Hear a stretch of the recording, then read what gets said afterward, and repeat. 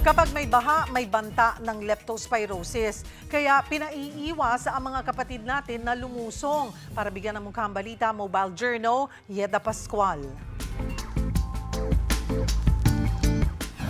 Sa isang lusong lang sa baha, posibleng malagay sa alanganin ng buhay dahil sa sakit na leptospirosis. Dala ng baha na nararanasan sa iba't ibang bahagi ng bansa ang iba't ibang banta sa kalusugan gaya ng leptospirosis. Isa sa tinamaan ng 40 anyos na si Eileen. August 5 nang magsimulang sumakit ang tiyan at tagiliran niya, saka siya nilagnat.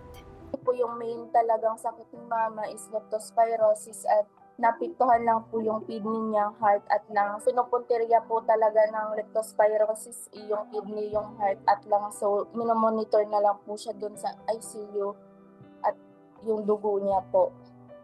Ang leptospirosis ay dulot ng leptospira bacteria na karaniwang nakukuha sa tubig o lupang nakontamina ng ihi ng infected na hayop lalo na ng mga daga. Maaaring makapasok ang bakterya sa pamamagitan ng sugat o galo sa balat at sa ilang pagkakataon sa mata, ilong o bibig. Kaya paalala ng mga eksperto, hanggat maaari kung may sugat o galo sa paa ay iwasang lumusong sa baha. Kung hindi maiiwasan, magsuot na lang ng boots o gloves. Pagkatapos ma-expose sa baha, agad na maghugas at linisin ng sabon ang anumang sugat o galos.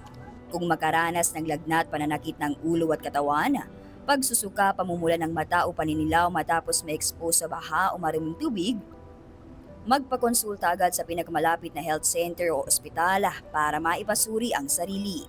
Sa kaso ni Eileen, may galo siya sa paa at malimit ding ma-expose sa tubig baha dahil sa kanyang trabaho sa palengke. Ngayon, nasa 160,000 pesos na ang kanilang bill sa ospital habang patuloy siyang minomonitor sa ICU. So, nananawagan po kami ngayon sa sa may mag-uuting puso na kahit kunting tulong po ay or pera po, financial, prayers man po ay mahalagang bagay na po sa amin ngayon. Lalo po kami lang po talaga ni ate nag-aalaga kay mama at di pa po namin makayang makita si mama dito nahihirapan siya. Ako po si Mobile Journal Yeda Pascual. Hatid ang muka ng balita.